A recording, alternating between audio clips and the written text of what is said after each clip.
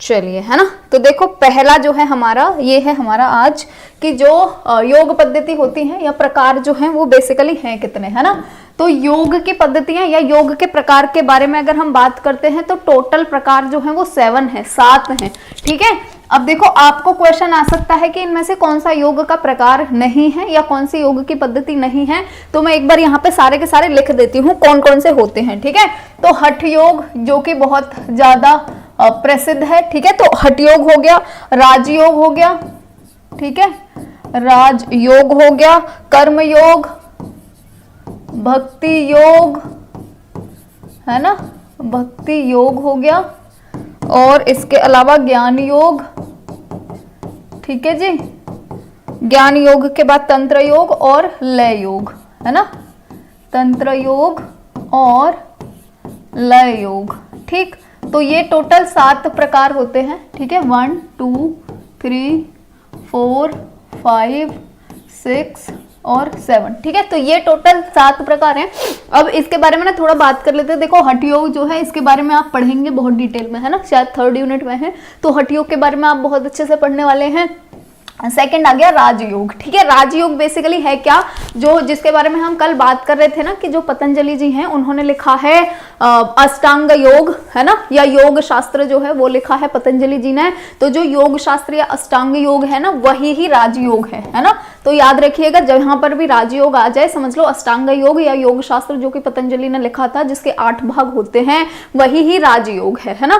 कर्म योग, भक्ति योग, इसमें भक्ति के प्रकार के बारे में थोड़ा बहुत पढ़ना है। ज्ञान योग, तंत्र योग, लय योग, इन तीनों के बारे में ज्यादा कुछ नहीं पढ़ना है ना। तो हमें बेसिकली ऊपर वाले जो 4 हैं इनमें से भी 2 के बारे में बहुत अच्छे से पढ़ना है। ये वाले 2 के बारे में छोटी छोटी मोटी 1-2 लाइन पढ़नी है ना। बाकी इनके बारे में बस इनके नाम याद रख लेना। ये हैं क्यों, इसलिए क्योंकि जब आपके पेपर में आए कि इसमें से कौन सा योग का प्रकार नहीं है तो आप एटलीस्ट बता सके, ठीक है। तो 7 जो है हमारा ये आंसर करेक्ट हो जाएगा। चलिए, very good evening to all of you, ठीक है जी। तो नेक्स्ट हम देखेंगे योग पद्धतियों में कौन सा प्रकार नहीं है। अब देखो यही ही आ गया, कौन सा प्रकार नहीं है ना। हठ योग आपने पढ़ लिया, ये रहा। लय योग सबसे लास्ट वाला पढ़ लिया, है ना। ये भक्ति योग है और ये भ्रांति नहीं है, बेसिकली ये भक्ति होगा, टाइपिंग में मिस्टेक हो गई है ना। भक्ति योग होगा ये। भक्ति योग होता ही है, कर्म योग होता ही है, क्या नहीं होता है, धर्म योग नहीं होता है। तो धर्म योग हमारे यहाँ पे करेक्ट आंसर हो जाएगा। नेक्स्ट है शैव परंपरा के अनुसार हठ योग का प्रवर्तक निम्न में से कौन है ना। जो हठ योग, ये जो हम सबसे पहला वाला पढ़ रहे हैं, बेसिकली सबसे पुराना जो है ना वो हठ योग को ही मानते हैं, है ना। तो हठ योग जो है इसका प्रवर्तक कौन है यानी इसके फाउंडर जो हैं वो कौन है, ठीक है। अब देखो ये जो हठ योग है ना इसके फाउंडर अलग अलग टाइम पे 3 अलग अलग लोगों को माना गया है। अगर हम शैव परंपरा के अकॉर्डिंग देखें, है ना, तो शैव को आप समझ जाइएगा, शैव मतलब शिव जी, ठीक है। तो शैव परंपरा के अनुसार कौन होगा, आदिनाथ भगवान शिव। शैव समझ जाइएगा शिव, ठीक है। तो शैव परंपरा के अनुसार कौन होगा, शैव परंपरा के अनुसार होंगे भगवान शिव। और नेक्स्ट आ जाता है ब्रह्मा वैव्रत, ठीक है, ब्रह्मा वैव्रत। ब्रह्मा वैव्रत जो परंपरा है इसके अनुसार अगर मानेंगे तो कौन होगा, तो देखो यहाँ पे क्या लिख रहा है ब्रह्मा, तो हम यहाँ पे क्या लिख देंगे, ब्रह्मा जी होंगे, है ना। इतनी चीज क्लियर हो गई, इतनी चीज क्लियर हो गई। जहां शैव आएगा वहां पे हम बोल देंगे शिव जी हैं, जहां पे ब्रह्मा आएगा वहां पे हम बोल देंगे ब्रह्मा जी हैं। अब हमारा जो तीसरा है ये क्या होता है, तो तीसरा होता है पौराणिक परंपरा के अनुसार, है ना। तो पौराणिक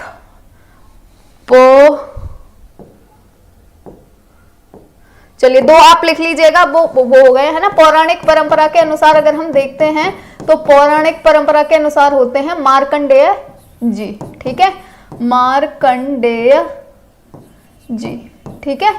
ये मार्कंडेय की स्पेलिंग गलत हो गई होगी, है ना, क्योंकि मेरे को इतनी ज्यादा भाई नहीं अभी शुद्ध लिखा जाता हिंदी, है ना। पहले की बात और थी, मार्कंडेय ऐसे हो गया तो, है ना। अभी खैर आगे आएगा इनका नाम तो वहां पे देख लेना, है ना। तो जहां पे शैव आ जाएगा वहां पे आपको जाना है शिव जी पे, जहां पे ब्रह्मव्रत आ जाएगा वहां पे आपको जाना है ब्रह्मा पे, जहां पे पौराणिक आएगा वहां पे आपको जाना है मार्कंडेय जी पे, ठीक है। तो 3 अलग अलग लोगों को मानते हैं इसके प्रवर्तक। नेक्स्ट देखेंगे, देखो पौराणिक परंपरा आ गया, है ना। तो पौराणिक परंपरा के अनुसार कौन हो जाएगा, पौराणिक परंपरा के अनुसार हो जाएंगे मार्कंडेय भारद्वाज जी, ठीक,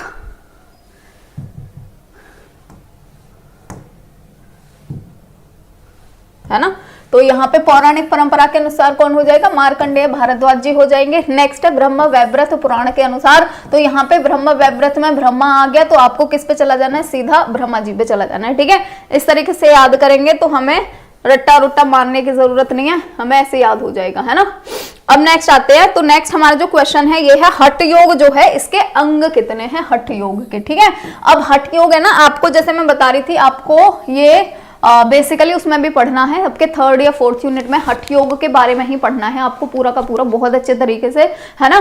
देखो हठ योग जो है ना वो भी समझ लो अष्टांग योग ही है, दोनों में डिफरेंस क्या है, अंतर क्या है वो मैं बता देती हूँ, है ना। हठ योग में एक बहुत ही इंपॉर्टेंट चीज होती है जिसको हम बोलते हैं षट कर्म।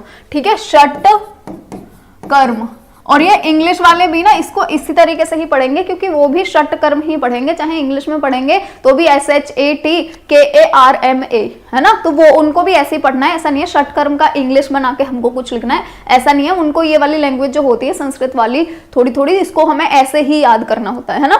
तो जो षट कर्म है वो हठ योग का बहुत इंपॉर्टेंट पार्ट होता है। षट कर्म, षट का मतलब होता है 6 और कर्म का मतलब होता है काम, है ना। तो यहाँ पे षट कर्म जो है वहां से स्टार्ट होता है ये हठ योग। ठीक है, अब जो षट कर्म है ना ये बेसिकली क्या है, षट कर्म में 6 चीजें बताई गई हैं कि हमें योग को स्टार्ट करने से पहले ये 6 चीजें करनी है ना, तब हम योग पे जाएंगे।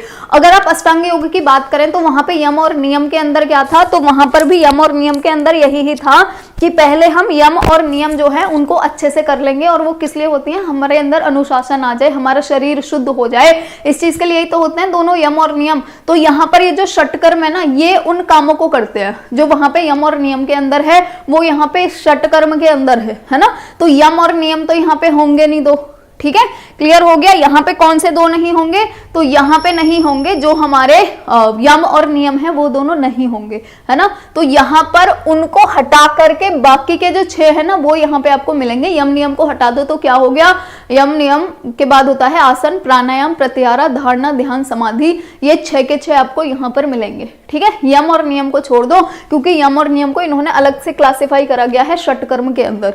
ठीक है, तो हठ योग जो है उसके कितने अंग हैं, 6 अंग हैं। ठीक, जबकि अगर हम राजयोग की बात करेंगे तो राजयोग के कितने अंग हो जाएंगे, 8, क्योंकि राजयोग जो है वही ही अष्टांग योग है ना। ये समझ लीजिए, राजयोग मतलब अष्टांग योग, तो उसके तो 8 है ही, और ये जो हठ योग है इसके 6 हो जाएंगे। क्यों, क्योंकि यम नियम जो है वो इसमें है नहीं, उसकी जगह यहाँ पे क्या दिया हुआ है, षटकर्म दिया हुआ है। ठीक, चलिए नेक्स्ट है भक्ति शब्द की जो उत्पत्ति हुई है वो किस शब्द से हुई है, तो भक्ति शब्द की उत्पत्ति हुई है संस्कृत भाषा के भज शब्द से। तो यहाँ पे हमारा जो सी ऑप्शन है ये हो जाता है करेक्ट। ठीक, चलिए नेक्स्ट क्वेश्चन की तरफ बढ़ेंगे। तो नेक्स्ट क्वेश्चन है भक्ति कौन कौन सी होती है। देखो यहाँ पे है ना भक्ति के भी कई सारे प्रकार होते हैं, इवन आगे अभी आप और बढ़ेंगे कि विष्णु पुराण के अनुसार कितने होते हैं भक्ति के प्रकार, तो वहां पर 9 होते हैं। पर हम अगर अभी के अकॉर्डिंग क्लासीफाई भी करें ना तो हम बेसिकली 2 प्रकार से क्लासीफाई कर सकते हैं भक्ति को।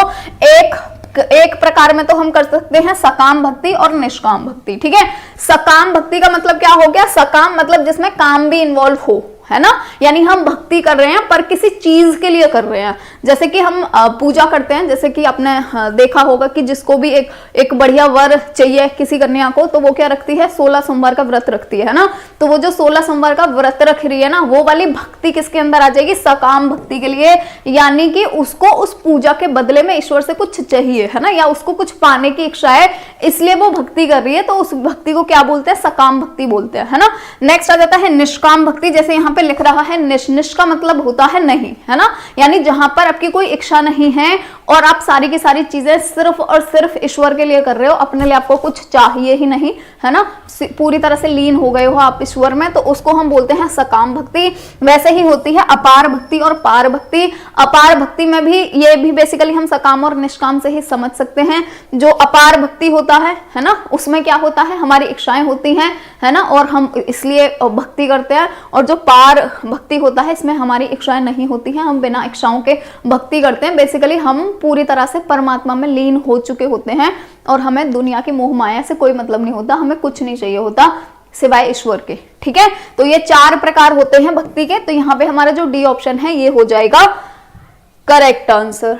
ठीक, चलिए नेक्स्ट है, भक्ति योग में किन बातों पर ध्यान दिया जाता है। भक्ति योग की बात हो रही है ना, भक्ति की बात जहां भी आ जाएगी तो आप इसको आध्यात्म से कनेक्ट कर लेंगे, है ना। यानी जब भी हम पूजा वगैरह करते हैं, श्रद्धा जो होती है हमारी, उससे आप इसको कनेक्ट कर लेंगे। तो भक्ति योग में देखो किन बातों पर बल दिया जाएगा, श्रद्धा पर बल दिया जाएगा, बिल्कुल दिया जाएगा, है ना।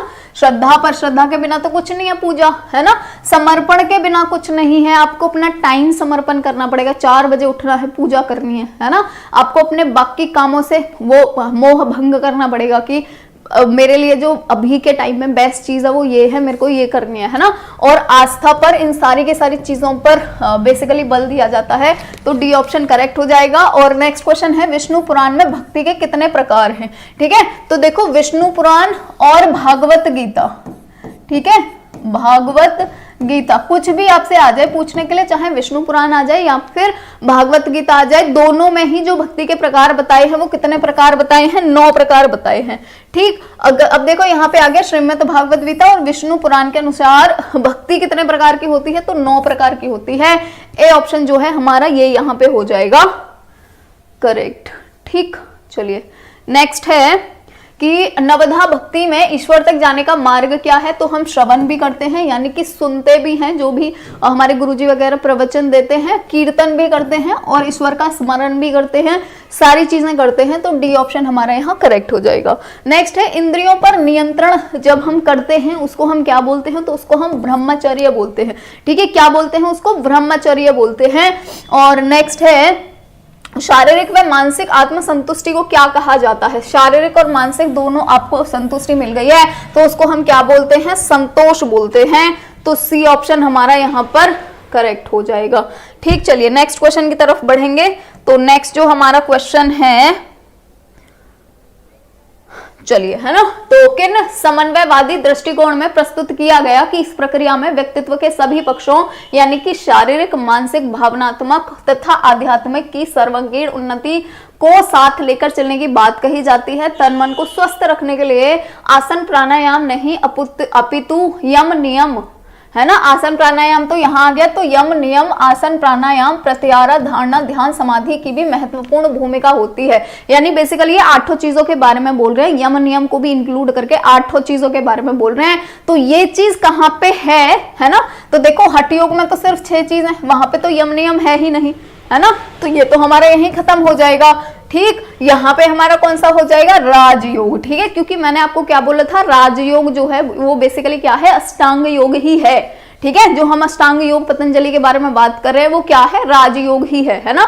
तो यहाँ पे हमारा जो राजयोग है वो करेक्ट हो जाएगा। ये 8 चीजें हैं, देखो 1 2 3 4 5 6 7 और 8। ध्यान और समाधि यहाँ पे लिखा नहीं है, वरना समाधि भी होना चाहिए था, है ना। तो समाधि हो सकता है मेरे से नहीं लिखा गया हो, है ना, मैंने नहीं लिखा हो, मिस्टेक कर दी हो।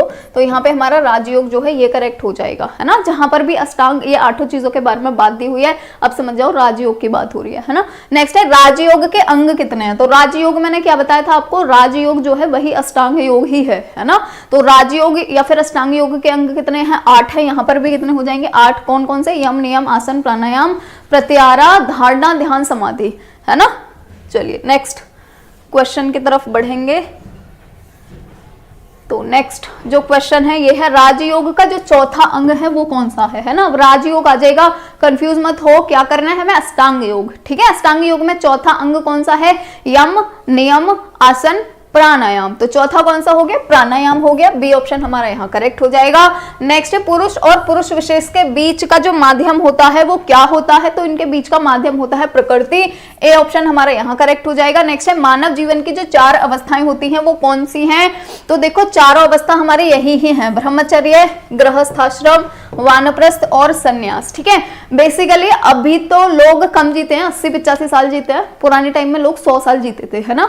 तो उनका जो 100 साल वाला टाइम पीरियड है उसको 4 भागों में बांटा गया है। जब से उनका जन्म हुआ है तब से जो 25 साल रहेंगे वो किसके रहेंगे, ब्रह्मचर्य के रहेंगे, जिसमें जो भी मनुष्य है अपनी इंद्रियों पे कंट्रोल करना सीखेगा, अनुशासन सीखेगा, वो सारी की सारी चीजें सीखेगा। ठीक है, जो हमारे 25 से लेकर के 50 वर्ष होंगे वो किसके लिए होंगे, गृहस्थ आश्रम के होंगे, यानी यहाँ पर शादी हो जाएगी और जो भी उसकी इंद्रिय सुख है बेसिकली, है ना, वो यहाँ पर भरपूर उसको ले सकते हैं, कोई उसमें दिक्कत नहीं है, ठीक है। तो ये गृहस्थ आश्रम होता है बेसिकली शादी में बंधकर परिवार को आगे बढ़ाना, है ना। और नेक्स्ट आ जाता है वानप्रस्थ, तो ये हमारा होगा 50 से 75 साल तक, जहां पर कि हम अपना जो घर है वो त्याग करके वन के लिए प्रस्थान कर जाते हैं और वहां पर बेसिकली ध्यान वगैरह ये सब करते हैं, है ना। लास्ट जो आता है हमारा 75 से 100 वर्ष वाला जो पीरियड होता है, इसको हम मानते हैं संन्यास, जहां पर कि हम सन्यासी बन जाएंगे पूरी तरीके से, ठीक है। तो ये बेसिकली हमारे मानव जीवन की 4 अवस्थाएं हैं अगर हम अपने शास्त्रों के अकॉर्डिंग देखेंगे तो, ठीक। अब नेक्स्ट बात आ रही है यहाँ पे कि प्रकृति में कितने गुण पाए जाते हैं। तो गुण कितने हैं, बेसिकली 3 गुण हैं, जिनमें से एक होता है सतगुण, एक होता है रजोगुण और एक होता है तमोगुण, ठीक है। सतगुण का मतलब क्या हो गया, सत मतलब सत्य, ठीक। तो जो भी चीज सत्य है, जो भी चीज ट्रूथ है, उसको हम मानेंगे कि ये सतगुण है। बेसिकली जो सतोगुणी व्यक्ति होते हैं वो बेसिकली कौन से होते हैं, जैसे हम साधु वगैरह जो होते हैं, संत वगैरह जो होते हैं, इनको हम सतोगुणी व्यक्ति मानेंगे, क्योंकि देखो इनकी कोई लालसा नहीं होती जीवन में, है ना, और ये हमेशा अच्छे की तरफ ही बढ़ेंगे, अच्छी अच्छी बातें करेंगे। इनका भोजन आप देखोगे तो भोजन इनका बहुत ही साधारण मिलेगा, ठीक है। नेक्स्ट जो प्रवृत्ति आती है रजोगुण की, तो रजोगुण व्यक्ति जो होते हैं वो कौन से होते हैं, राजा। जैसे ये अपनी प्रजा के लिए काम करेंगे बढ़िया बढ़िया, इनकी बेसिकली जो मतलब दूसरे राज्य वगैरह होते हैं उनको जीतने की प्रबल इच्छा होगी इनके अंदर, है ना। बेसिकली अच्छे भी होते हैं ये और 1-2 गुण इनमें बुरे भी होते हैं। यहाँ पर भी ये शराब का सेवन ये करते हैं, मांस का सेवन ये करते हैं जो रजोगुणी व्यक्ति होते हैं, है ना। पर ये कुछ अच्छे कर्म भी होते हैं इनके, जैसे कि अपनी प्रजा के लिए बहुत भलाई सोचते हैं, तो ऐसे इनके अंदर अच्छे अच्छे गुण भी होते हैं। जो तमोगुणी व्यक्ति होते हैं ये होते हैं सबसे ज्यादा बेकार, चोरी चकारी करने वाले, मांस मदिरा इनका सेवन करने वाले, लोगों को सताने वाले, तो ये लोग होते हैं तमोगुणी, ठीक है। तो बेसिकली इन 3 प्रवृत्तियों के लोग पाए जाते हैं। एक हो गए सबसे ज्यादा अच्छे, एक हो गए सबसे ज्यादा बुरे और एक हो गए बीच वाले, ठीक है, जिनमें कुछ गुण अच्छे हैं कुछ गुण बुरे भी हैं, ठीक। तो यहाँ पे हमारा डी ऑप्शन करेक्ट हो जाएगा कि जो त्रिगुण है, बेसिकली ये जो कितने गुण हैं, 3 गुण है ना, इनको हम त्रिगुण बोलते हैं, ठीक है। तो त्रिगुण के अंदर ये तीनों के तीनों गुण आते हैं। नेक्स्ट है हमारा मन, यानी कि चित्त उपादान कारण स्रोत है जो त्रिगुणात्मक भाव उत्पन्न करता है। ये तीनों गुण में से कौन सा गुण नहीं है, है ना। तो आपने पढ़ ही लिया, रजोगुण पढ़ लिया, सतोगुण पढ़ लिया, तमोगुण पढ़ लिया, अस्तोगुण नहीं पढ़ा ना, यही नहीं है अस्तोगुण, ठीक है। तो ए ऑप्शन जो है ये हमारा यहाँ पे हो जाएगा करेक्ट आंसर, ठीक। चलिए अब नेक्स्ट जो हमारा क्वेश्चन है ये है कि जो सत्व गुण होते हैं वो किस प्रकार के होते हैं व्यक्ति, ठीक है। सत्व गुण, तो सत्व गुण मैंने क्या बोला था, जो सबसे बढ़िया सत्य के मार्ग पर चलने वाले सबसे बढ़िया व्यक्ति जो होते हैं वही सत्व गुण वाले व्यक्ति होते हैं। तो सत्व गुण वाले जो व्यक्ति होंगे वो कैसे होंगे, प्रकाशात्मक होंगे, बिल्कुल होंगे, और ज्ञानात्मक होंगे, बिल्कुल होंगे, है ना, दोनों तरह के होंगे ये। तो प्रकाशात्मक भी ज्ञानात्मक भी, यानी कि सी ऑप्शन करेक्ट हो जाएगा। नेक्स्ट है सत्व गुण निम्न में से किसका प्रतीक है, किसका प्रतीक है सत्व गुण, देखो किसका प्रतीक है, असमानता को, तो बिल्कुल भी नहीं होगा, ये तो बढ़िया व्यक्ति है ना, असमानता में विश्वास ही नहीं रखेंगे, अंधकार तो होगा ही नहीं, ये तो प्रकाशात्मक होते हैं, ठीक है। और क्रियाशीलता भी नहीं होंगे, क्रियाशीलता किसके अंदर होती है, जो रजोगुणी व्यक्ति होते हैं, है ना, मतलब कि उनको बेसिकली ये करना है वो करना है, वहां से राज लूटना है, वहां से ये करना है, अपनी प्रजा के लिए ये करना है, ये भलाई वाले काम करने हैं। तो क्रियाशीलता किसमें पाई जाती है, बेसिकली रजोगुणी व्यक्ति में पाई जाती है ना। ज्ञान जो है उसके प्रतीक होंगे जो सतगुणी व्यक्ति होते हैं वो।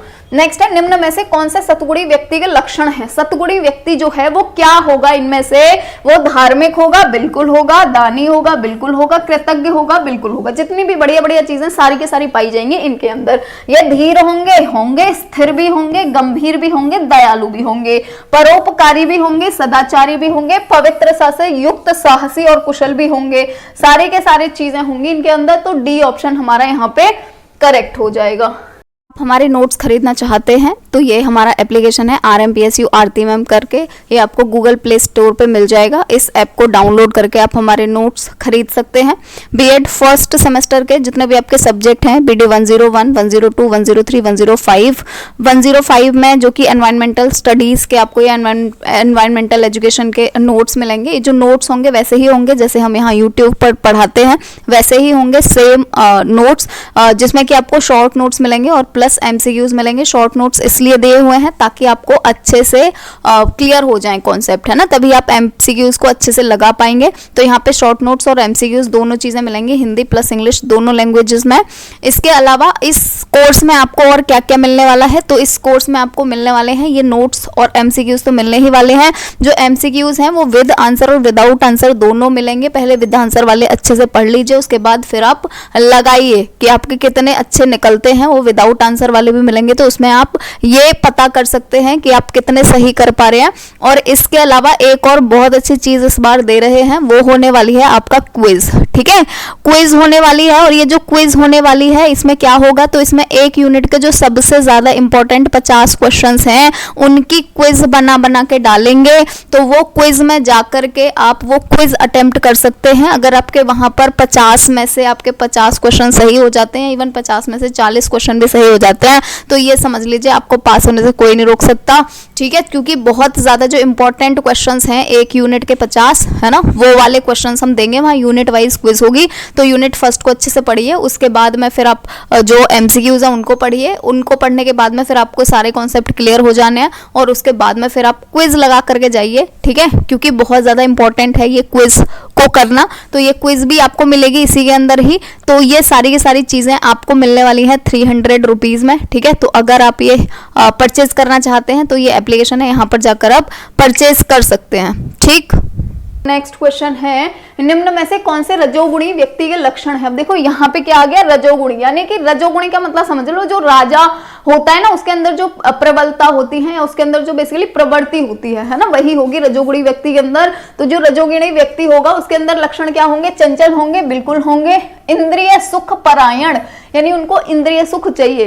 तो आपने देखा होगा जो राजा होते थे उनकी कितनी कितनी वो होती थी, है ना, क्या बोलते हैं मुझे नाम भी नहीं याद आ रहा, बेसिकली 100 रानियां होती थी, है ना, और पता नहीं क्या क्या होता था उनके पास, है ना, और मतलब मदिरा सेवन करते थे भरपूर। ठीक है, तो उनको इंद्रिय सुख चाहिए। डांस भी देखते थे नृत्यकाओं का, तो वो आंखों से सुख ले रहे हैं, है ना, तो ये क्या होते हैं, बेसिकली इंद्रिय सुख परायण होते हैं, यानी इंद्रिय सुख उनको चाहिए। नेक्स्ट है, प्रभुत्व स्थापित करने की इच्छा होती है, बिल्कुल होती है, तभी तो राज्यों को लूटते हैं, उनको अपना प्रभुत्व स्थापित करना है ना, उनको सब कुछ चाहिए। शक्ति अर्जन की इच्छा होती है, बिल्कुल होती है।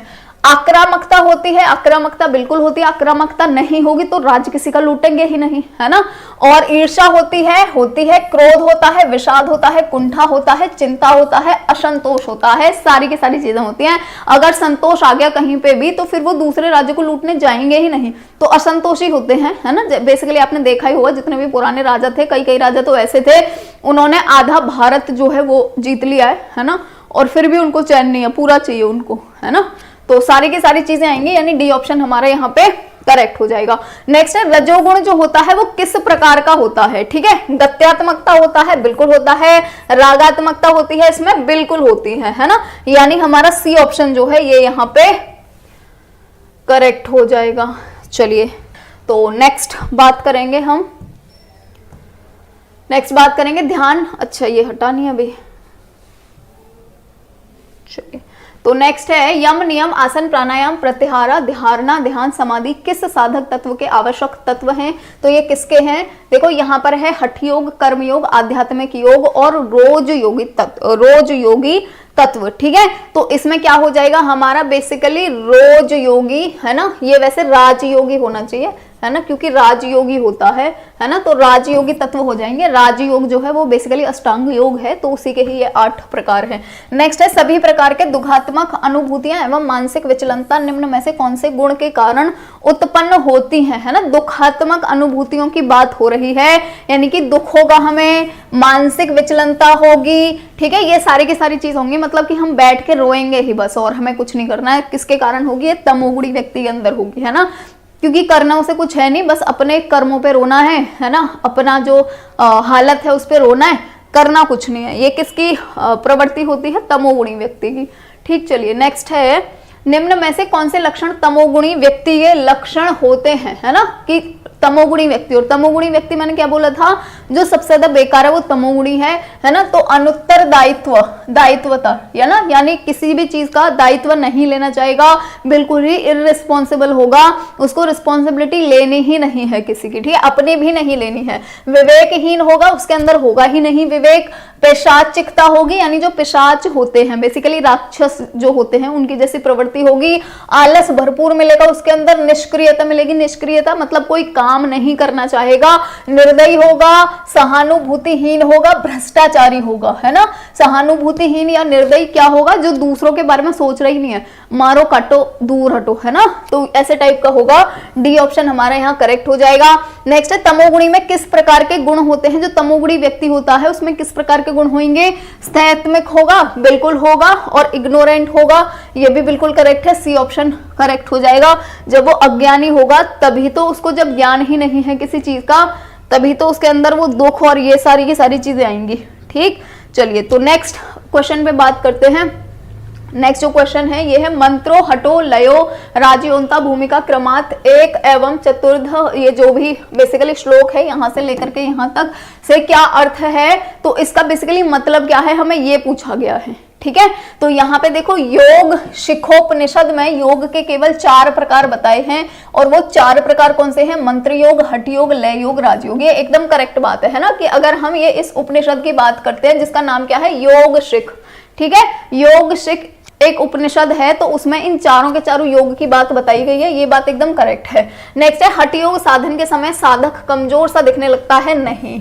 ठीक है, देखो कोई भी योग हो कमजोर सा नहीं दिखने लगेगा व्यक्ति। ठीक है, तो बी हमारा एकदम गलत है यहाँ पर, तो हमारा डी ऑप्शन करेक्ट हो जाएगा, यानी ए सही है और बी गलत है। ठीक, नेक्स्ट है निम्न में से कौन सा आहार का भेद है। तो जैसे मैं बता रही थी आहार के बारे में भी, कि जो सतोगुणी व्यक्ति है वो कौन सा आहार खाएगा, सात्विक आहार खाएगा, मतलब जिसमें साधारण भोजन होगा। जो रजो गुणी व्यक्ति होगा वो राजसिक भोजन खाएगा, जिसमें बेसिकली मांस भी होगा, तरह तरह के पकवान होंगे, है ना। और जो तमोगुणी व्यक्ति है उसको केवल मदिरा और मांस चाहिए, है ना, तो वो हो जाएगा तामसिक आहार। तो यहाँ पे हमारे तीनों करेक्ट हो जाएंगे, यानी डी ऑप्शन जो है ये बेसिकली करेक्ट हो जाएगा।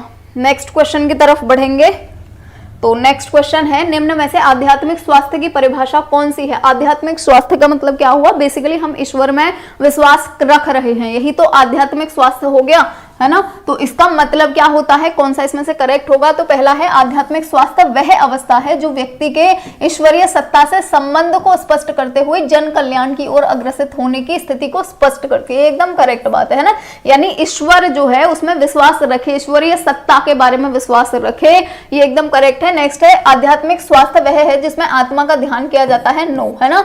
आध्यात्मिक स्वास्थ्य में यज्ञ पूजा आदि की जाती है, नो, हमारा यहाँ पे ए ऑप्शन ही करेक्ट है। ठीक, नेक्स्ट है आयुर्वेद के अनुसार निम्न में से स्वास्थ्य का लक्षण जो है वो क्या है। आयुर्वेद के अनुसार अगर हम बात करें तो, है ना, तो पहला है हमारा वात पित्त कफ रूपी त्रिदोषों में संतुलन, बिल्कुल करेक्ट है।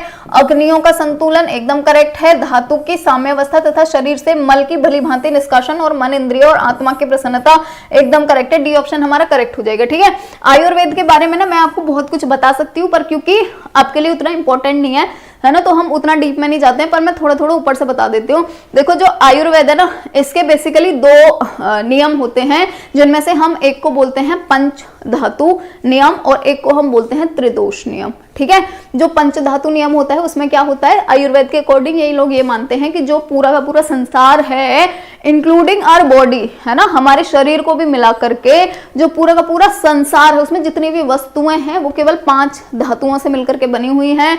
ठीक है, अब ये 5 धातु जिनको हम पंच धातु बोलते हैं या पंच महाभूत बोलते हैं बेसिकली, है ना, तो पंच महाभूत जो हैं वो क्या होते हैं, तो वो क्या होते हैं, आकाश धरती 2 ये हो गए, तीसरा जो है वो हो जाएगा वायु, चौथा हो जाएगा अग्नि, ठीक है, और एक हो जाएगा जल। ठीक है, तो ये 5 महाभूत होते हैं, उनसे मिलकर के पूरा का पूरा संसार बना हुआ है, पूरा का पूरा यूनिवर्स बना हुआ है, ये बोलते हैं। हमारा बॉडी भी उन्हीं से ही मिलकर बना हुआ है। फिर इन्होंने ये बोला कि हमारा जो पूरा का पूरा शरीर है ना, उसको चलने के लिए हमारे शरीर में 3 चीजें होती हैं जिनको बोलते हैं त्रिदोष। ठीक है, अब ये त्रिदोष कौन कौन से होते हैं, तो वात पित्त कफ, ये 3 दोष होते हैं। तो ये मानते हैं वात पित्त और कफ इन तीनों का एक स्पेसिफिक अमाउंट या एक स्पेसिफिक मात्रा होती है हर किसी इंसान के अंदर, ठीक है। अगर उसमें वात में, पित्त में या कफ में, इन तीनों चीजों में ही या तो वो मात्रा ऊपर हो जाए या तो वो कम हो जाए, तभी हम बीमार होते हैं। और अगर हमें बीमारी को दूर करना है तो हमें ये जो वात, पित्त और कफ तीनों की मात्रा में उतार या चढ़ाव हुआ है, हमें इसको ही ठीक करना है ना। बेसिकली अगर किसी व्यक्ति का सोचो पित्त बढ़ गया, तो पित्त बढ़ने का मतलब क्या है? पित्त का बेसिकली मतलब होता है जितनी भी हमारी बॉडी में गर्म एनर्जी है ना, या ऊष्मा है। बेसिकली जैसे हमारे अब इसमें स्टमक में, पेट में जो एसिड सिक्रीट होता है HCl, है ना, वो अगर बढ़ जाता है तो हमें क्या होता है? हम ऐसा बोलते हैं ना एसिड सिक्रीट हो रहा है, मेरे को तो उल्टी आने, खट्टी खट्टी डकारें आ रही हैं, ये आ रहा है, वो आ रहा है। इसका आयुर्वेद में मतलब क्या होगा कि मेरा पित्त बढ़ गया है ना। तो पित्त को कम करा जाएगा यहाँ पे, कि पित्त कम हो जाए, उसके लिए यहाँ पे उपचार होगा, है ना। तो ये छोटी मोटी सी चीजें हैं, मतलब और डिटेल में जाना आपके लिए इतना इंपॉर्टेंट नहीं है, बस इतना ही पढ़ लो ताकि आपको ये समझ तो आए वात, पित्त, कफ जो है ये है क्या, है ना। तो इनमें हमें संतुलन बिठाना है, ठीक है, यानी कि कोई भी चीज ना ज्यादा हो ना कम हो। अग्नियों का संतुलन बिठाना है। बेसिकली जो भी हमारी बॉडी में जो अग्नि वाला पार्ट है, रेडिएंट वाला पार्ट है, उसको हमें संतुलन बिठाना है। धातु की साम्यावस्था, धातु की साम्यावस्था का मतलब क्या है? जो मैं बता रही थी, पंच धातु या पंच महाभूत, है ना। तो उनका भी स्पेसिफिक अमाउंट होता है हर किसी के अंदर, है ना। जैसे अगर मैं वाटर का ही आपको बताऊं, उनमें से एक जल भी था ना पंच महाभूत में से, तो जल का अमाउंट अगर आपके अंदर कम हो गया तो क्या होगा, है ना। तो क्या होगा? आपको डिहाइड्रेशन हो जाएगा। तो हमें वहां पे जो वाटर है उसका कॉन्सेंट्रेशन बॉडी के अंदर बढ़ाना पड़ेगा, है ना। तो वैसे ही सारी की सारी चीजें हैं, तो डी ऑप्शन हमारे यहाँ पे करेक्ट हो जाएगा, ठीक।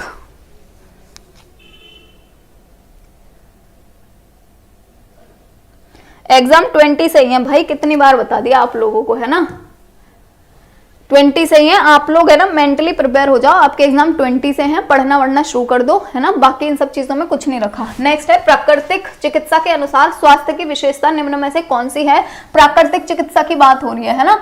तो यानी कि जो बेसिकली नेचुरल मेडिसिनल सिस्टम है, जिनके बारे में हम कल बात कर रहे थे, आयुष के बारे में, है ना। तो आयुष जो है ना वही ही प्राकृतिक चिकित्सा ही है। आयुष मतलब आयुर्वेदा, योगा, है ना, और यू से यूनानी, और एस से सिद्धा, एच से होम्योपैथी, है ना। तो ये सारे के सारों को हम प्राकृतिक चिकित्सा बोलते हैं। तो यहाँ पर जो स्वास्थ्य की विशेषता है कौन सी है? सभी प्रकार के शारीरिक क्रियाएं सुगमता पूर्वक होती रहे, बिल्कुल करेक्ट बात है। यानी हमारा जो शरीर है उसमें कोई भी प्रॉब्लम नहीं आए। नेक्स्ट है भोजन ठीक ठाक प्रकार से पचता रहे और मल का निष्कासन समयानुसार होता रहे, बिल्कुल एकदम करेक्ट बात है ना। जो भी हमारी कोई भी बड़ी से बड़ी बीमारी हो, उसकी जो शुरुआत होती है ना, वो कहाँ से होती है? हमारे जो इंटेस्टाइन वाला पार्ट होता है यहीं से ही होती है, जो हमारी आंत होती है बेसिकली, है ना। यहाँ से हमारा भोजन पचता है, प्लस यहीं से ही जो भी वेस्ट प्रोडक्ट है वो बाहर निकलता है ना। तो अगर जिसको भी कॉन्स्टिपेशन वाला प्रॉब्लम रहता है ना, या फिर खाना अच्छे से नहीं पचता है, तो समझ लो उसको कोई भयंकर बीमारी होगी आने वाले टाइम में, है ना। क्योंकि जितनी बड़ी बीमारियां हैं सबका जो बेस है वो यहीं से ही होता है ना। तो भोजन अच्छी तरह पचता रहे और जो मल है उसका निष्कासन समय अनुसार होता रहे, यानी कि डेली बेसिस पे अच्छे से फ्रेश होने चाहिए।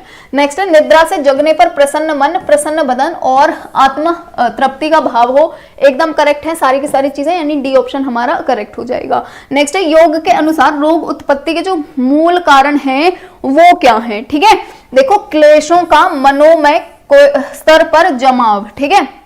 यहाँ पे ना मैं आपको एक और चीज बताती हूँ, जो बेसिकली अष्टांग योग है पतंजलि वाला, उसमें ना हमारी बॉडी के अंदर 5 कोश और होते हैं, जिनमें से पहला कोश जो है वो मनोमय कोश ही होता है। मनोमय कोश का मतलब क्या होता है? हमारे मेंटल लेवल पे हम क्या फील कर रहे हैं, है ना। जैसे हमें एंजाइटी होती है, डिप्रेशन होता है, किसी भी चीज को लेकर के हम चिंता कर रहे हैं, है ना, क्लेश हो रहा है घर में, तो ये क्या है? हमारा जो मनोमय कोश है ना उस पर इसका इफेक्ट पड़ेगा, नहीं हमारे मानसिक लेवल पे, मानसिक स्तर पे या मेंटल लेवल पे हमारे फर्क पड़ता है ना। तो क्लेश जो है जब भी मनोमय स्तर पे जाएंगे या मनोमय स्तर में उनका जमाव होगा, यानी कि क्लेश जो भी हो रहे हैं छोटे मोटे वो धीरे धीरे जमा होते रहेंगे, है ना। तो उससे क्या होगा? एक दिन डिप्रेशन हो जाएगा, है ना।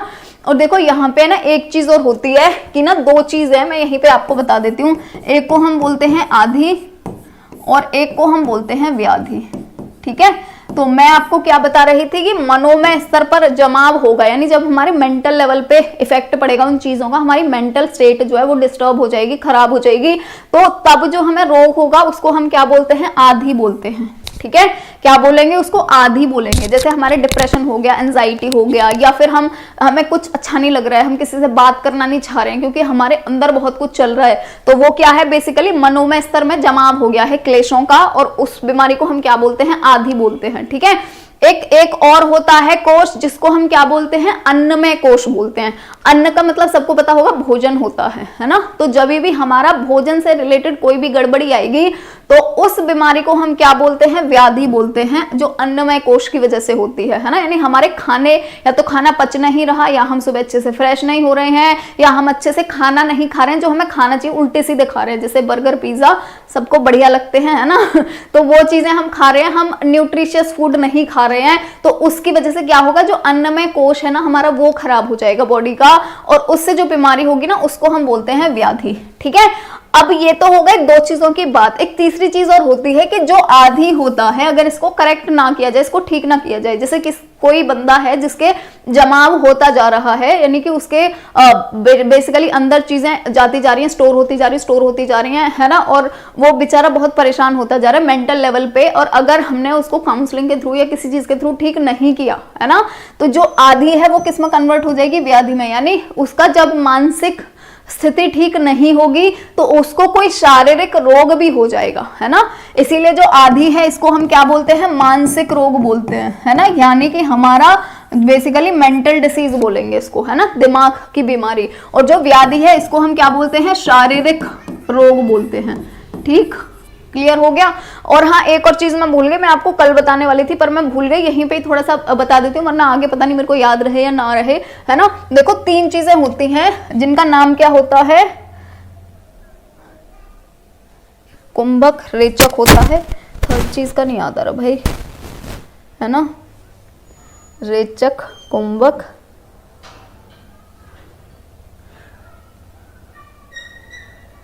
चलो मैं बताऊंगी आपको, बिना बताए नहीं छोड़ूंगी क्योंकि इंपॉर्टेंट चीज है, उसमें से क्वेश्चन भी आया था पिछली बार, है ना।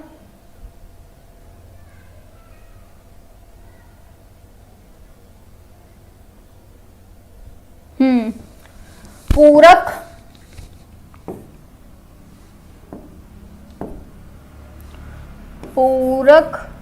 चलो पहले इसको कर लेते हैं ना। योग के अनुसार रोग उत्पत्ति के मूल कारण क्या है, क्लेशों का मनोमय स्तर पर जमाव, बिल्कुल, इससे मानसिक बीमारी होगी। चित्त विक्षेप, यानी कि जो हमारा चित्त है, जो हमारा ब्रेन है, उसका डिस्ट्रैक्शन हो चुका है ना, ये भी करेक्ट है। और कर्माशय या फिर वांसना, ये भी करेक्ट बात है, यानी डी ऑप्शन हमारा यहाँ पे करेक्ट हो जाएगा। ठीक है, अब देखो यहाँ पर मैं आपको बताऊंगी वो चीज पहले, है ना।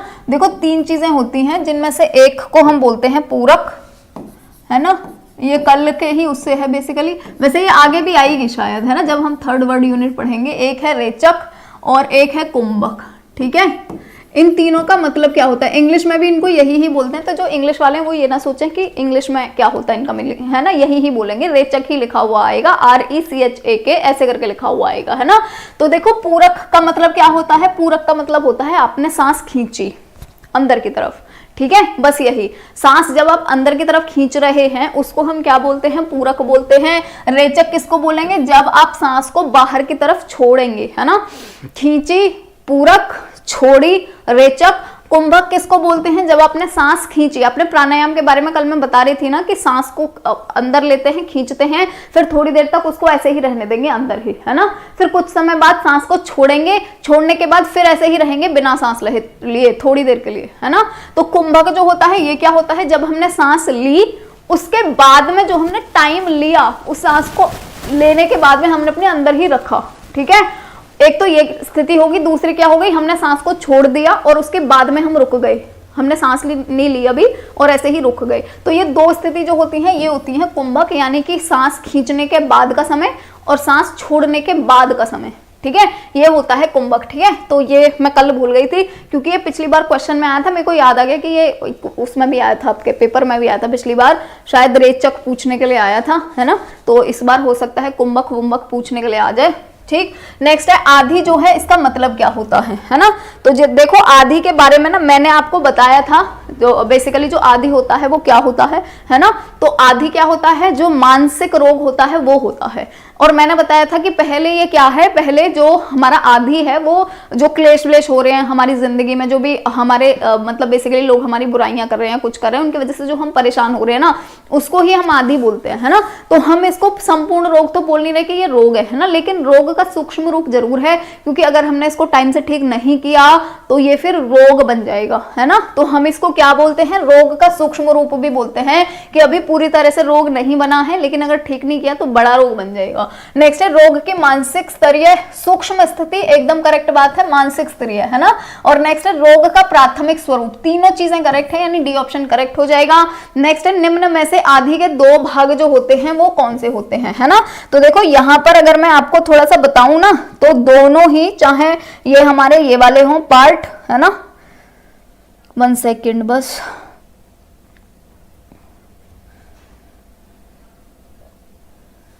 देखो दोनों, चाहे वो आदि हो चाहे वो व्याधि हो, है ना, दोनों ही जो चीज है उसके दो रूप होते हैं, सामान्य और सार, ठीक है। जैसे अगर हम आदि की बात करें तो क्या हो जाएगा, सामान्य आदि और सार आदि, दो प्रकार की आदि होती हैं। व्याधि की बात करें वो भी सामान्य व्याधि और सार व्याधि, तो दो तरह की होती हैं ये दोनों चीजें। हमारा ए ऑप्शन यहाँ पे करेक्ट हो जाएगा। नेक्स्ट है योग शास्त्र में मानसिक रोगों को क्या कहा जाता है, तो मानसिक रोगों को क्या बोलते हैं, हम आदि बोलते हैं, ठीक है। ए ऑप्शन जो है हमारा यहाँ पर ये करेक्ट हो जाएगा। नेक्स्ट क्वेश्चन की तरफ बढ़ेंगे। तो नेक्स्ट क्वेश्चन है मनोमय कोश में जो मैं बता रही थी आपको, मनोमय कोश किसको बोल रहे हैं हम, अपने माइंड को, अपने ब्रेन को बोल रहे हैं। तो हमारे जब दिमाग में चीजें इकट्ठा होती जाती हैं, जैसे क्लेशों के जमाव के कारण रोग का सूक्ष्म रूप जन्म लेता है, जिसको क्या बोलते हैं, आदि बोलते हैं। आदि की जो उत्पत्ति होती है वो कहां पर होती है, मानसिक स्तर पर होती है ना। कौन से लेवल पे होती है, मेंटल लेवल पे होती है। और नेक्स्ट हमारा क्वेश्चन है कि जो योग शास्त्र है उसमें शारीरिक रोगों को क्या बोला जाएगा, तो मानसिक रोग क्या होते हैं, आदि, शारीरिक रोग क्या होते हैं, व्याधि। तो यहां पे हमारा बी ऑप्शन जो है ये हो जाएगा करेक्ट, ठीक। चलिए नेक्स्ट क्वेश्चन की तरफ बढ़ेंगे। तो नेक्स्ट क्वेश्चन है आदि का अन्नमय कोश, है ना, जो मैं बता रही थी आपको कि अन्नमय कोश हम किसको बोलेंगे, बेसिकली जो हमारा शरीर का पार्ट है, जो हमारा मतलब बेसिकली पूरा शरीर है। अन्नमय कोश मतलब भोजन से रिलेटेड होता है ना। तो अन्नमय कोश या फिर स्थूल शारीरिक स्तर पर बीमारी के रूप में प्रकट होने को क्या कहा जाता है। तो मैं आपको बता रही थी ना कि जो आदि है अगर इसको ठीक नहीं किया जाए तो ये किस में कन्वर्ट हो जाती है, व्याधि में कन्वर्ट हो जाएगी, फिर आपको शारीरिक रूप भी हो जाए, शारीरिक रोग भी हो जाएगा, है ना। तो क्या होगा, आदि अगर अन्नमय कोश पर चली गई यानी शारीरिक रूप में प्रकट हो गई है तो उसको हम क्या बोलते हैं, व्याधि बोलते हैं। नेक्स्ट है सामान्य व्याधि उत्पन्न होती है ना। अब देखो मैंने आपको दो चीजें बताई थी, सामान्य व्याधि और सार व्याधि, ठीक है। तो जो सामान्य व्याधि उत्पन्न होती है ना, ये होती है वातावरण के साथ अंतःक्रिया में असंतुलन के कारण, ठीक है। व्याधि मतलब जो हमारे शरीर में बेसिकली रोग पैदा हुआ है, अब जो हमारा वातावरण है उसके साथ हमारी अंतःक्रिया में असंतुलन हो गया है ना। जैसे हमने ज्यादा भोजन खा लिया है या हमने खराब भोजन खा लिया है ना, या तो कोई प्रदूषक है जो हमारे शरीर में घुस गया है, उसकी वजह से हमें कोई बीमारी हो गई है ना। तो इन सारी की सारी चीजों की वजह से जो बीमारी होती है उसको हम सामान्य व्याधि बोलेंगे, है ना। यानी कि सामान्य जो हमारे बेसिकली शारीरिक बीमारी हुई है, पर वो क्यों हुई है, इसलिए क्योंकि हमारा जो वातावरण है उसने हमें वो बीमारी दी है बेसिकली, है ना। चाहे वो गलत खाने की वजह से हुई हो, गलत जगह जाने की वजह से हुई हो, जो आसपास इतनी ज्यादा गंदगियां फैली हुई हैं, यहाँ पर जो वायरस बैक्टीरिया फैले हुए हैं वो हमारे अंदर चले गए, उनकी वजह से हुई हो, किसी भी वजह से हुई हो, है ना, उसको हम सामान्य व्याधि बोलते हैं। जो सार व्याधि होता है वो क्या होता है, तो सार व्याधि जो होता है इसका बेसिकली मतलब होता है कि जो हमारे पुराने कर्म है बेसिकली, है ना, उनकी वजह से जो हमें बीमारी हुई है उसको हम सार व्याधि बोलते हैं, है ना। तो असामान्य व्याधि मतलब जो हमारा वातावरण ने हमें दी है उसकी वजह से, ठीक। नेक्स्ट है जो सार व्याधि है, जैसा मैं बता रही थी सार व्याधि होता है नेक्स्ट। तो सार व्याधि किस चीज से संबंधित होती है, पूर्व जन्म के संस्कारों के साथ, है ना। यानी पुराने टाइम में हमने जो भी कर्म करे हैं उनकी वजह से जो हमें बीमारी हुई है उसको क्या बोलेंगे, सार व्याधि बोलेंगे। नेक्स्ट है नाड़ियों में प्राणों के असंतुलन तथा अव्यवस्था के कारण उत्पन्न होता है। क्या उत्पन्न होता है, ये सारी की सारी चीजें उत्पन्न होंगी, कुजीर्णत्वम, अजीर्णत्वम, अजीजीर्णत्वम और उपरोक्त सभी, यानी कि सारी की सारी चीजें, ठीक। नेक्स्ट है वायु महाभूत से संबंधित निम्न में से कौन सा कथन सही है, वायु महाभूत से, है ना। तो देखो वायु जो है ना ये भी बेसिकली 5 प्रकार की होती है, इनके बारे में भी हम आगे डिस्कस करेंगे जब 3rd 4th यूनिट में आएंगे। पर यहाँ पे अगर मैं आपको भी थोड़ी देर पहले जब हम आयुर्वेद पढ़ रहे थे तो मैंने आपको बताया था ना, आयुर्वेद के अकॉर्डिंग 5 धातु होती हैं, या फिर हम माने कि 5 महाभूत होते हैं जिनसे पूरी दुनिया बनी हुई है, जिनसे हमारा इवन शरीर भी उसी से ही बना हुआ है ना। तो 5 महाभूत कौन से थे? एक धरती, एक आकाश, एक वायु, एक जल और एक अग्नि। ये 5 महाभूत थे। उनमें से यहाँ पे वायु महाभूत की बात हो रही है ना। तो वायु महाभूत जो है उनमें से कौन सा कथन सही है? वायु प्राणदायक है, बिल्कुल है। ऑक्सीजन जो है वो क्या है? वायु ही तो है, ठीक है। नेक्स्ट है वायु फेफड़े के रक्त को शुद्ध करती है, बिल्कुल शुद्ध करती है। रक्त में जो कार्बन डाइऑक्साइड होती है उसको बाहर निकालती है और ऑक्सीजन जो है उसको अंदर लाती है वायु, ठीक है। नेक्स्ट है वायु स्नान से रोगों का उपशम होता है, बिल्कुल होता है ना। यानी कि जो एयर है वो डिसीज से भी हमें बचाती है। जो चीनवीन है ना, वहां पे ये ऐसे वाले जो नेचुरल मेडिसिनल सिस्टम होते हैं ये वहां पे बहुत चलते हैं ना। जैसे ऑयल थेरेपी चलती है वहां पे, एयर थेरेपी चलती है वहां पे, है ना। और बेसिकली ओडर को कुछ और बोलते हैं, फ्रेग्रेंस थेरेपी बोलते हैं शायद, मतलब जो खुशबू होती है ना फूल वगैरह की, उनसे भी ट्रीटमेंट किया जाता है वहां पे, है ना। मड थेरेपी होती है जिसमें मिट्टी से ट्रीटमेंट किया जाता है। तो ये चीन में बहुत होता है ना। एक्यूपंक्चर या एक्यूप्रेशर दोनों चीजें अलग होती हैं। तो उनका ये सारी की सारी चीजें चीन में बहुत अच्छे से होती हैं, हमारे यहाँ पे नहीं होती। जबकि सबकी सब ओरिजिनेट हमारे यहाँ से ही हुई हैं, है ना। हमने ही ओरिजिनेट करी हैं। और सोचो कि हम अंग्रेजी दवाइयों पे फैले पड़े हैं, है ना। हम ही वो यूज नहीं कर रहे हैं, ठीक है। तो यहाँ पे हमारे सारे के सारे ऑप्शन सही हैं, यानी कि जो डी ऑप्शन है वो यहाँ पे करेक्ट हो जाएगा, ठीक। ये नेक्स्ट है पंचवायु से संबंधित निम्न में से कौन सा कथन सही है ना। जैसे मैं बता रही थी वायु भी 5 प्रकार की होती है, प्राण वायु, उपान वायु, उदान वायु, ठीक है। अभी हम आगे पढ़ेंगे उसके बारे में, पर यहाँ पे सिर्फ इतना पढ़ लो, वायु 5 प्रकार की होती है, उसको हम पंचवायु बोलते हैं। तो पंचवायु से संबंधित कौन सा कथन सही है? पहला है प्राण वायु। देखो मैं जो बता रही थी आपको, यहाँ पे 3 तो यही आ गए, अपान आ गया, उदान आ गया और प्राण आ गया, है ना। तो प्राण वायु की विकृति से श्वास, काश आदि रोग उत्पन्न होता है, बिल्कुल करेक्ट बात है ना।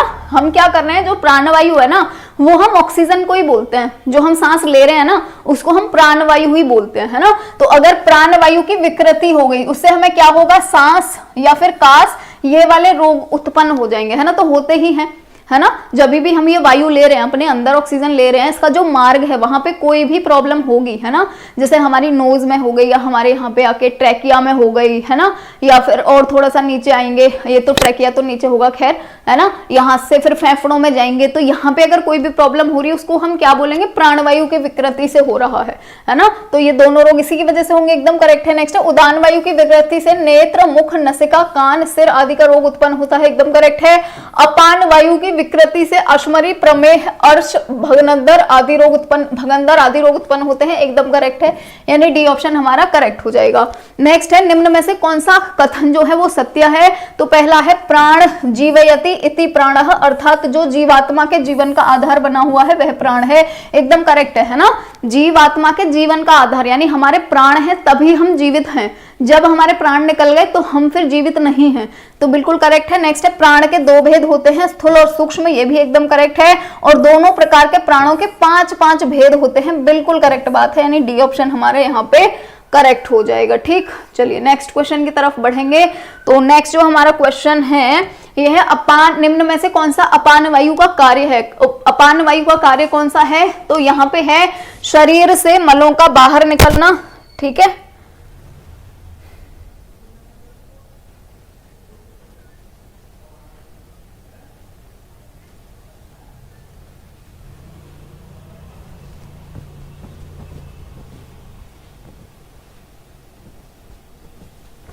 ठीक है, तो निम्न में से अपान वायु का कार्य क्या है? शरीर से मलों का बाहर निकालना और अंग को गति एवं शक्ति प्रदान करना, एकदम करेक्ट है। भोजन को पचाना, एकदम करेक्ट है। पलकों की गति, एकदम करेक्ट है ना। यहाँ पे क्या आएगा?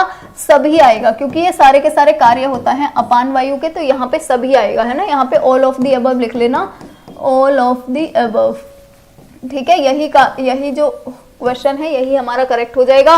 नेक्स्ट है समान वायु का जो अर्थ है वो क्या होता है, यानी जो समान वायु होती है वो क्या होती है? तो समान वायु का देखो मतलब क्या होता है बेसिकली, कि हम जो भी खाना खाते हैं ना, समान का मतलब समझ लो कि हमारी बॉडी में समान रूप से भेज दे, जो भी हम खाना खा रहे हैं उसको हम समान वायु बोलते हैं ना।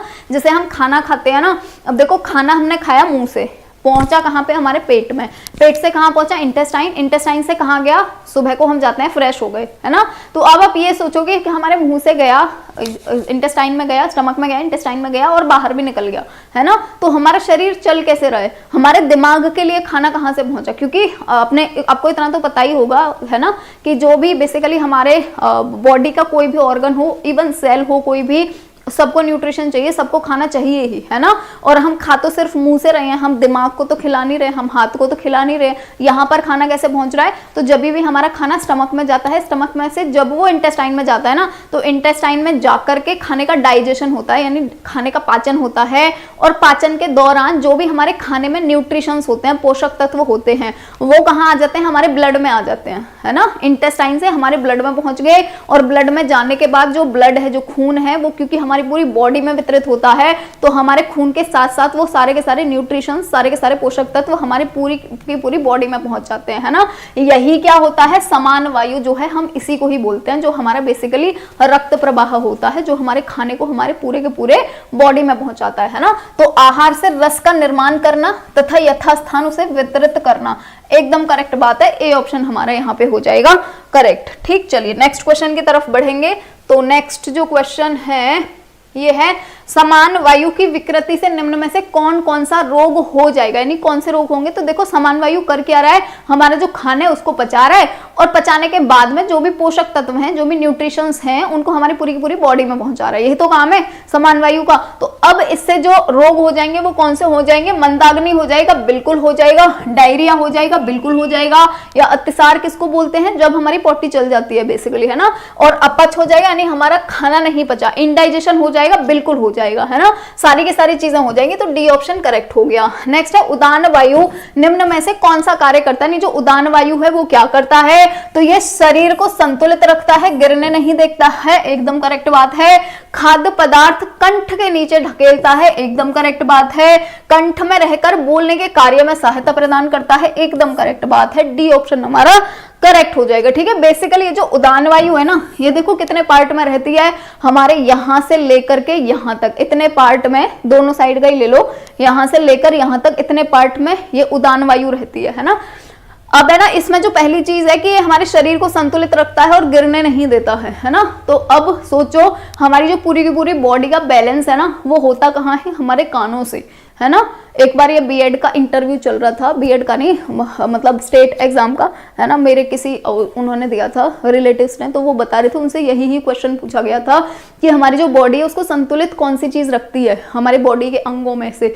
तो कौन रखता है, कान रखता है ना। कान भी कैसे रखता है, जो हमारा कान होता है ना, इंटरनल ऑर्गन, जो हमारे कान के अंदर, आपने देखा होगा कान का पर्दा बोलते हैं, कान के पर्दे के अंदर भी जाके, है ना, कान का पर्दा हो गया, उसके भी अंदर घुसोगे तो वहां पे 3 हड्डियां होती हैं, है ना। उनमें से मैलस, इनका स्टेपीज, ये 3 हड्डियां होती है हमारे कानों के अंदर, और उन हड्डियों के भी थोड़ा और अंदर जाएंगे, है ना। तो वहां पर एक कॉक्लियर करके एक ऑर्गन होता है ना, वो होता है जिसकी वजह से हम बेसिकली सुनते हैं सारी की सारी चीजें, है ना। हम सारी चीजें चाहिए, कान का पर्दा भी चाहिए, यानी ईयर ड्रम बोलते हैं उसको, वो 3 हड्डियां भी चाहिए और कॉक्लिया भी चाहिए, सारी की सारी चीजें चाहिए, तब हम सुन पाते हैं, है ना।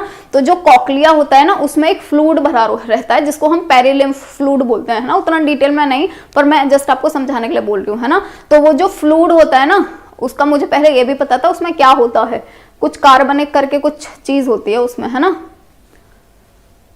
याद नहीं आ रहा है क्या होता है, चलो छोड़ो, है ना, कुछ कार्बनिक करके कुछ था, है ना। तो वो होता है उसमें, तो उस फ्लूइड की वजह से हमारा पूरा का पूरा बैलेंस बना हुआ है ना। और जब भी हम इवन जब जैसे हम कहीं कार वार में जाते हैं या हम पहाड़ों में घूम रहे हैं, तो हमें उल्टियां भी होती है ना, वो भी हमें इसीलिए ही होती हैं क्योंकि वो जो पेरिलिम्फ फ्लूइड होता है, जो हमारे कान के अंदर भरा हुआ है ना, वो जो फ्लूइड होता है उसमें डिसबैलेंस हो जाता है। वो जैसे कि पहाड़ों में जा रहे हैं, ऐसे झूल रहे हैं ना, तो वो फ्लूइड ऐसे डगमगाता है, जिसकी वजह से हमें उल्टी आती है ना। तो वो वही ही रीजन होता है, ठीक है। तो उदान वायु देखो, मैंने जैसे बोला था, इतने पार्ट में हमारी उदान वायु होती है ना। तो हमारे कानों से क्या करवा रही है, ये हमारे शरीर को संतुलित रख रही है। खाना जब भी हम खा रहे हैं और सटकते हैं, ऐसे करते हैं। तो खाने को नीचे की तरफ कौन धकेल रहा है, यही ही धकेल रहा है, उदान वायु। और कंठ में रहकर बोलने का कार्य, जब भी हम बोल रहे हैं तो हमारी आवाज निकल कैसे रही है, क्योंकि यहाँ से बेसिकली एयर जो है वो हमारे जो वोकल कॉर्ड होते हैं उनसे बाहर निकलती है, तब हमारी आवाज आती है ना। जो भी मतलब मैं बोल रही हूँ तो ये जो साउंड डेवलप हो रहा है वो जो हमारे वोकल कॉर्ड है उनमें से हवा पास होती है, उसी से ही हमारी आवाज डेवलप होती है ना। तो उसके लिए भी कौन रिस्पॉन्सिबल है, उदान वायु ही रिस्पॉन्सिबल है। तो डी ऑप्शन हमारा करेक्ट हो जाएगा। ठीक, चलिए नेक्स्ट क्वेश्चन की तरफ बढ़ेंगे। अरे आज तो काफी लोग आ गए भाई, थैंक यू सो मच। ठीक है, और भी शेयर वेयर कर देना अगर आपको क्लास पसंद आ रही है और आपको लगता है कि आपके जो भी क्लासमेट हैं है ना, या कॉलेज वाले बच्चे हैं उनको भी हेल्पफुल रह सकता है, तो प्लीज शेयर कर दीजिएगा क्लास। ठीक है, चलिए तो नेक्स्ट क्वेश्चन की तरफ बढ़ेंगे। नेक्स्ट क्वेश्चन है, प्राणवायु निम्न में से कौन से पदार्थों को शरीर के भीतर खींचकर पूरे शरीर में व्याप्त करता है। प्राणवायु की बात हो रही है ना। तो प्राणवायु क्या करेगा, श्वास को बाहर अंदर खींचेगा, भोजन को, जल को, सबको, यानी डी ऑप्शन करेक्ट हो जाएगा। अब देखो नेक्स्ट क्वेश्चन आ गया, मैं सोच रही थी ये नहीं आएगा पर आ गया यहाँ पे, है ना। तो नेक्स्ट है, महाभूत कितने प्रकार के होते हैं। पंच महाभूत याद रखो, महाभूत मतलब पंच महाभूत कितने प्रकार के होते हैं, 5 प्रकार के होते हैं, जिनके बारे में मैं अभी तक आपसे डिस्कस कर रही थी। निम्न में से कौन सा महाभूत शरीर में जीवनी शक्ति की वृद्धि करता है ना। जीवनी शक्ति की बात हो रही है, तो जीवनी शक्ति कौन पैदा करेगा। देखो यहाँ पे जो बेसिकली पृथ्वी यहाँ पे दिया नहीं हुआ है, 4 तो यहाँ पे दिए हुए हैं, एक और जो होता है ना वो पृथ्वी होता है ना। अब है ना, हम यहाँ पे पृथ्वी को ऐसे नहीं मानते कि पृथ्वी को हम क्या बोलेंगे, जितनी भी ठोस चीजें हैं, है ना। और आकाश को हम ऐसे नहीं मान सकते कि आकाश, है ना, क्योंकि आकाश हमारे शरीर में थोड़ी ना, हम तो ये बोलते हैं ना कि 5 महाभूतों से हमारा शरीर भी बना हुआ है, सारी चीजें 5 महाभूतों से ही बनी हुई है, तो हमारे शरीर में आकाश कहाँ से आया। आकाश हम बेसिकली किसको बोलते हैं, स्पेस को बोलते हैं, मतलब जगह। ठीक है, तो हम किसको बोलते हैं, जगह को बोलते हैं, स्पेस को बोलते हैं, है ना। तो शरीर में जो जीवनी शक्ति है उसमें वृद्धि कौन करता है, आकाश ही करता है, जो स्पेस है हमारी बॉडी में वही ही करता है। ठीक है, तो डी ऑप्शन करेक्ट हो जाएगा। पृथ्वी मतलब ठोस होता है ना, जो भी चीज ठोस है, सॉलिड है। आकाश मतलब स्पेस, ठीक है, जगह, उसको हम आकाश बोलते हैं, है ना। वायु, जल और अग्नि, ये तीनों को तो ये तीनों चीजें ही हैं, है ना। चलिए नेक्स्ट क्वेश्चन की तरफ बढ़ेंगे। तो नेक्स्ट जो क्वेश्चन है ये है, निम्न में से कौन से महाभूत में फोड़े तथा विष आदि का शोषण करने की क्षमता होती है। कौन से महाभूत में फोड़े और विष, ठीक है। तो इसमें हमारा क्या हो जाएगा, देखो फोड़े या फिर विष जब भी हो जाएंगे तो हम कोई ना कोई, आप ये समझ लो कि जो बेसिकली जो मैं बता रही थी अभी मड थेरेपी के बारे में, वो बहुत ज्यादा इंपॉर्टेंट होती है इन दोनों के ट्रीटमेंट में, फोड़े भी और ये जो विषैले पदार्थ होते हैं इसमें भी, है ना। तो यहाँ पे हमारा मिट्टी ऑप्शन जो है ना ये करेक्ट हो जाएगा। अब देखो यहाँ पे है ना आपको पृथ्वी भी दिया हुआ हो सकता है ना, तो आपको पृथ्वी पे ही करेक्ट करना है। ठीक है, पृथ्वी, मिट्टी या ठोस, इन तीनों में से कुछ भी आ जाए आपको उसी पर ही टिक करना है, क्योंकि पृथ्वी का मतलब मिट्टी, मिट्टी का मतलब सॉलिड।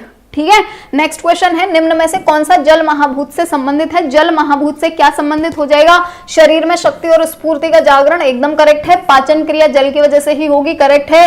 रक्त संचार और विषैले पदार्थों का शरीर से निष्कासन, एकदम करेक्ट है, यानी डी ऑप्शन हमारा यहाँ पे करेक्ट हो जाएगा। ठीक, इन सब का ना मतलब बेसिकली मैं इनको है ना आपको लॉजिकली भी समझा सकती हूँ, क्योंकि जो 5 महाभूत हैं बेसिकली उन 5 महाभूतों से मिलकर के ही त्रिदोष बने हुए होते हैं, और हमारी बॉडी में ये त्रिदोषों के उसमें ही आएगी चीज। लेकिन है ना वो बहुत बड़ा, मतलब 1 घंटे का लेक्चर हो जाएगा पूरा, तो उतनी डिटेल में हमें जाना नहीं है, थोड़ी बहुत चीजें आप ऐसे ही पढ़ लेना, है ना, क्योंकि इतनी डिटेल में क्यों जाना है भाई।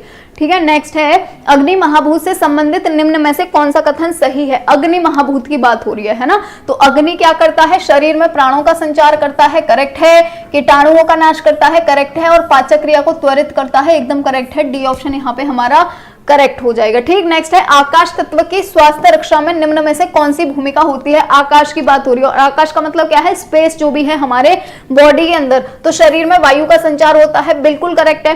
वायु का संचार, वायु एक स्थान से दूसरे स्थान कब पहुंचेगी, जब हमारे शरीर में स्पेस होगा तभी तो पहुंचेगी। नेक्स्ट है, रक्त का संचार, एकदम करेक्ट है, स्पेस होगा तभी रक्त का संचार भी होगा। और पाचन क्रिया में सहायता, सारी की सारी चीजें होंगी हमारा जो आकाश तत्व है, यानी कि जो स्पेस या फिर जगह बेसिकली जो तत्व है उसकी वजह से। ठीक, चलिए नेक्स्ट क्वेश्चन की तरफ बढ़ेंगे। तो नेक्स्ट जो क्वेश्चन है ये है, पंचकोश से संबंधित निम्न में से कौन सा तथ्य जो है वो सही है ना। पंचकोश के बारे में जो मैं बात कर रही थी तो वही ही थे, अन्नमय कोश हो गया, प्राणमय कोश हो गया, मनोमय कोश हो गया, है ना, और है ना, चलो वो पीछे आए थे, अब देख लेना एक बारी, है ना, ऐसे कुछ कुछ याद नहीं रहते हैं। तो पंचकोश से संबंधित कौन सा तथ्य जो है वो सही हो जाएगा? पहला है अन्नमय कोश की शुद्धि जो है, अन्नमय का मतलब मैंने क्या बताया था? भोजन, मतलब जो हमारे शरीर में जाएगा, हमारी शारीरिक वृद्धि करेगा, या हमारे शरीर में ऊर्जा पैदा करेगा, या जो हमारा शरीर है उसको बड़ा करेगा, है ना, तो शारीरिक स्वस्थता बोलेंगे अन्नमय कोश। प्राणमय कोश की शुद्धि को क्या बोलेंगे? प्राणिक संतुलन और प्राणिक स्थिरता, करेक्ट है। मनोमय कोश की शुद्धि यानी मानसिक स्वास्थ्य, है ना, ये अन्नमय और मनोमय ये दोनों तो आपको रटे हुए होने चाहिए, क्योंकि इनमें से क्वेश्चन आ सकता है पक्का, है ना, डी ऑप्शन हमारा यहाँ करेक्ट हो जाएगा। नेक्स्ट है, हे दुख मनागता हूं, अर्थात आने वाला दुख नष्ट किया जा सकता है, निम्न में से कौन से उपाय द्वारा दुखों का नाश किया जा सकता है, यानी ऐसा क्या किया जाए कि दुखों का नाश हो जाए बेसिकली, है ना, तो आत्मज्ञान की प्राप्ति करी जाए, करेक्ट है। जन्म जन्मों के संस्कारों को ज्ञानाग्नि द्वारा जला देने से, करेक्ट है। और अविद्या के नाश द्वारा, अविद्या का नाश मतलब विद्या प्राप्त कर लो, है ना, ज्ञान प्राप्त कर लो, सारी की सारी चीजें करेक्ट है। हमारा जो डी ऑप्शन है ये यहाँ पे करेक्ट हो जाएगा, ठीक है।